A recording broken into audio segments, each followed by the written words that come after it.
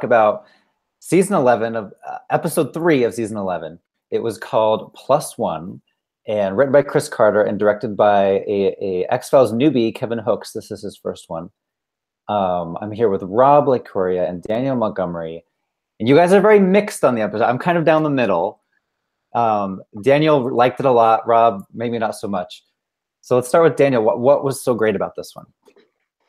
What it's almost like the X-Files writers went back in time and they watched our Slugfest from like the last 2 weeks, and I told them I want the the mysterious, the investigative, the suggestive kind of eeriness that the X-Files used to have instead of this action hero 24 kind of stuff. And this episode brought the show. It felt much back to that kind of core of ambiguity and mystery and its penchant for telling these small stories with sometimes these really standout guest stars who we have one here playing a dual role very impressively. So this felt it felt like maybe like minor X-Files in terms of the larger canon, but it felt very, very much in the spirit of the show that I've really been wanting to see again. And Rob? I think we've lost him. He's already fallen asleep.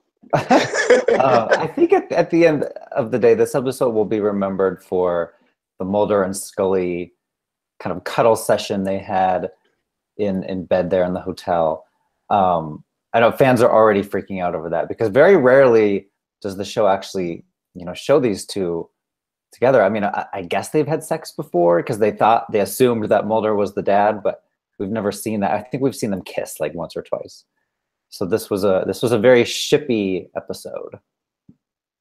I always just kind of assumed they were a full-blown couple up to this point. So the fact that they were kind of coy around each other in this episode, I thought was like, wait, like, did they break up or something? Like, because I thought they were just together, right. Which is always, I really loved that scene with them in bed because it felt much more personal. But I really don't like the romantic dynamic of them. It feels, it's not the chemistry that I ever thought they had on the show. It just feels a little incestuous to me, even now still. Rob, what do you think? Are Mulder and Scully incestual? I have to admit, I did have that reaction. Like when they both were in the bed and the X-Files theme played, well, a version of it played in the background, it made me smile. And I thought, oh, this is cute. But I felt slightly dirty. Like, this is weird. It's like walking into your parents doing it. Like, it just didn't seem right to me. And but I can understand why a lot of people who want Mulder and Scully to be romantically involved were probably celebrating when they finally saw. On Twitter, there was a lot of love for those scenes. I've never really wanted them to be a romantic couple. I've always been kind of, no, I think they're better with like the flirtation and the angst is there, but I always like them separated and not actually, cuddling in a hotel room bed. Yeah, it's funny. I've always thought they had great chemistry. I never ever interpreted that as sexual tension, but because, especially when the show was on, like in the 90s, if you have two main characters, one is male, one is female, they're both straight, and and they have good chemistry, then they must eventually become a couple. But it feels to me almost like Will and Grace hooking up at the end of the series. Like, it does. It's not that kind of chemistry. It's just the wrong dynamic, and so I much prefer the platonic side of them. Mm-hmm. I could hear the fans already screaming at you, Daniel. You're going to get a lot of angry letters. Yeah, I probably wouldn't go that far, but I see where you're coming from, because I think a lot of it is obviously, like everything, depends on the lens that you're watching it through and your perspective. And although I can see how some of their chemistry could be, I felt more comfortable when they were just like really good mates who had each other's back, who cared about each other immensely. But they didn't necessarily want to get into bed with each other. Like, it's not, to me, it's just not necessary. And you can have friends from the opposite gender and not have to sleep with them. Like, it just seems really lazy. But here we are. They're in bed together, and that's it. That's what we have to put up with. So earlier, Daniel was saying how much he loved the episode, and Rob, how did you feel? You were less than positive. Yeah. Right? I'm disappointed that I have to say it because I can see what Chris Carter was doing with this episode. It's kind of almost like a sequel because it harks back to characters that we've met before. And look, I have to say, by halfway through the episode, I was thinking, I'm a little bored. I just felt like there wasn't in this episode. It's very hard for me to explain that. It's just my perception. I found it, just slightly tedious towards the middle. Maybe it was a pacing issue, romantic stuff that I was just kind of not really into. And also, I found the villain, although I think the actress is phenomenal, Karen Conoval, but I just think I just didn't really buy it. And I'm sorry to say that, but that's just the truth. I was somewhere in the middle of you guys. Like, I think most of my issue was I was kind of confused by the plot. So we have Karen Conoval, who I think is possibly an Emmy, contender. We will be talking about around Emmy time. She did such a great job with both of these characters. But I was just a little. Maybe you guys can help me understand it. So her and her brother play hangman telepathically. I get that. I understand that. But how does that then make sense? Yeah. How does that then create doppelgangers of everybody? Just by writing their name down, a doppelganger is created. That's what I was struggling to understand.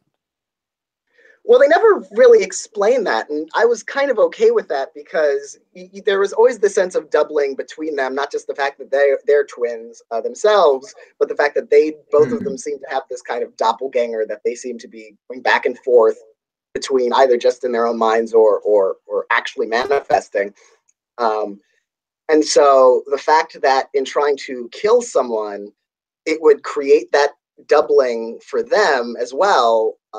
It made sense to me on that level, even though it wasn't explained explicitly. And again, that's one of those things that I really loved about the X-Files and about this episode in particular, is that it left us with that ambiguity. It gave us a general sense of, yes, these two are killing people, but the exact psychic, metaphysical, supernatural mechanism of it isn't 100% clear. Like if you go back to the old X-Files, they had maybe a 10% clearance rate on actually solving the cases. Yeah. Like they never actually got to the bottom of anything. One thing I did love was, Mulder, I guess he wasn't smart enough to realize that his doppelganger wasn't actually there, but Scully was. Scully figured it out. And whether it was, eating that pill or just being, more clinically thinking of a person, she's like, you're not real. I'm not going to buy this. And then the doppelganger just disappeared. If only Mulder had done that, he wouldn't have gotten in that fist fight with himself. No, I think they were both real. Both doppelgangers were real. And I thought it was really clever when they were playing hangman with the UL. And it looks like, because that could be either Scully's name or Mulder's name. And so then we find out that the two are actually fighting over which one to kill. I thought that was really clever. I did like. I wonder if the bread pill actually did. It would have been so interesting if the bread pill had actually solved the problem. But I actually think it was just them deciding to give up on Mulder and Scully and just go after each other. Do you think the doppelgangers were actually real presences? Because I didn't get that feeling. Like if a camera had been filming, do you think two people would have showed up in the footage or just the one? I don't know. I mean, it could be a vampire kind of situation where it doesn't show up on film. The evidence is mixed because you get certain things where, this one person crashes this car and, okay, that could have been another actual physical presence, or it could have been this one person thinking there's a physical presence and wrestling with himself. The guy getting decapitated, though. Yeah. He got straight up decapitated. I hate when that happens. Yeah, that's what made me slightly confused, because I thought it was just like it was in their mind, and then when the decapitation happened, I'm like, okay, so it's not in their mind. But, typically for the X-Files and standalone episodes like this, you do have to suspend disbelief. It's obviously has to be something supernatural. That's the point. And so, okay, so these people are materializing and killing each other, and okay, we'll just go with it. We'll just suspend disbelief. One other thing about the Mulder and Scully cuddle sesh that they had was they were talking about having another baby, or Scully was talking about having another baby. And I was kind of screaming at the TV, like, she's already had two. She had Emily in season 5. And are we supposed to forget about that? Like, yes, I know that it wasn't like a real pregnancy. Like, she was kind of abducted and she was implanted with this baby that didn't, remember the Christmas Carol episode in season 5 where we found out she had this daughter. I guess Scully, sorry, my cat. I guess if Scully's forgetting about her, then maybe we're supposed to forget about Emily as well. I totally forgot about Emily until you mentioned her.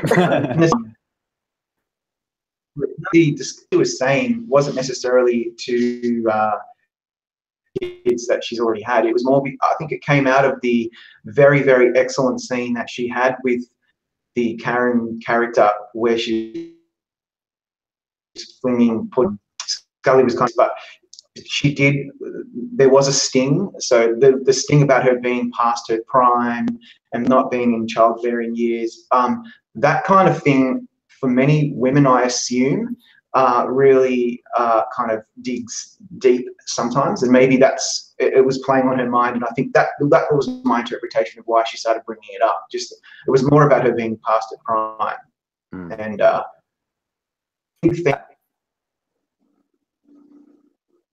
throughout the revival, I think. Yeah, I love that scene where she's questioning whether she's old or not. No, you're still young, Scully. We're all still young. Yeah, I also think it played into, of course, the season started. They're like, we have to find William. We have to find William. And so certainly motherhood has been on her mind in the sense that she has this one kind of superhuman psychic telepathy child who's been trying to reach out to her, and she wants to reach back out to. And so that's weighing on her. I also like the idea that, okay, maybe if she hadn't been in the center of government conspiracies and experimented on and abducted and all of these things that have happened to her over the course of her life, maybe she would have liked to have had more kids in a normal kind of settled down way, in a way that was obviously not available to her given the circumstances of her life. You know what they should do? They should do like an alternate reality episode where we see what Mulder and Scully would have done if they had never joined the X-Files. I imagine Scully would have like 5. Yeah, that'd be good. Maybe season 12, Chris Carter, if you're watching. Any other thoughts here on this episode? It was a good one, but I think we're kind of mixed on it, which is, typical X-Files. Yeah. Not everyone loves everything. Well, you two are mixed on it. I don't know what your problem is. I wholeheartedly like it. I'm in a B+ kind of state with this episode. I think it's a step in the right direction. At least I didn't hate it. I didn't love it, and at least that's good. That's better than nothing. And I'm in B territory, and that's okay. It doesn't have to be A+ all the time. B, and I'm looking forward to seeing what else they can come up with. For me, it has to be cutting edge. It has to be better paced. It has to really, really engage with my imagination. Otherwise, I start to lose interest. Well, Karen Conover was the MVP. And major props to her. She did a fantastic job. That's probably not their fault. But yeah. At least she also played. She was in that Home episode. She played the lady under the bed. So it's great that they're reusing her in a way more visible, recognizable role. And honestly, Home. I know Home is controversial. I hated Home. Oh, Daniel. I didn't like it. So it was weird to the point of just being unpleasant. So I'm glad they brought her back in an episode that I'm much more likely to rewatch at some point in my lifetime. Send your hate letters to Daniel Montgomery. The thing is, she also played Madame Zelma in Clyde Bruckman's Final Repose, which to me is the best episode of the X-Files ever. It's the only one that won an Emmy for writing. It won Best Guest Actor for Peter Boyle. I always forget his name, the late Peter Boyle. So she's a returnee. She was also in Millennium, which I loved just as much as the X-Files. So she's great. I hope has an Emmy presence this year, and I hope maybe then she might actually get considered because she was fantastic. Right. And next week, I think we're getting the Darren Morgan episode. He wrote and directed next week. It's called The Lost Art of Forehead Sweat. So that'll be, I'm sure, a classic in the making.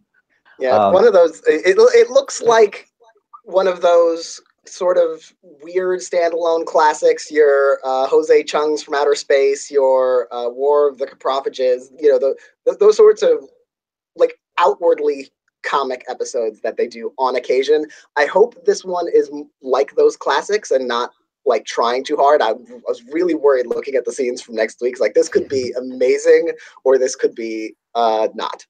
Yeah. I think the early reviews are that it's pretty good. I think they sent out screeners and people are happy with what they've seen. Okay, well, thanks everyone for watching. We will see you next week for another recap of the X-Files season 11.